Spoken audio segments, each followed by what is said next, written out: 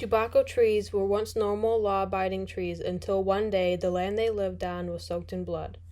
When the trees' roots were drenched in blood, they transformed into otherworldly, malevolent spirit trees that only get their sustenance from blood.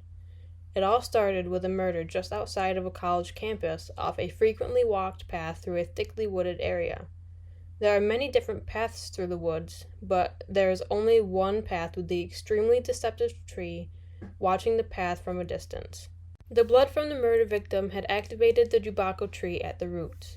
Since then, anyone who comes across the tree could potentially be the vampire tree's next victim. One very dark night, there was a group of college kids going out after dark who had been exploring the woods for the perfect hangout spot. Not wanting too many people to be able to see it from the path, they decided to take a detour through the thick woods, straying off the safe path. The group of four had no clue what was in store for them.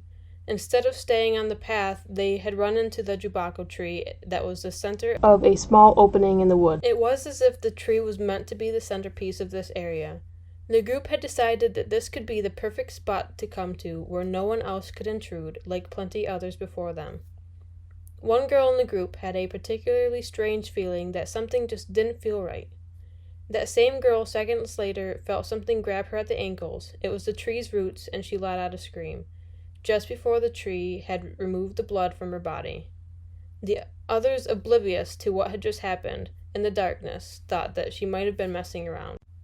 After calling her and getting no response, the others had turned on flashlights, before finding what was left of their friend, along with the other human remains scattered around the tree.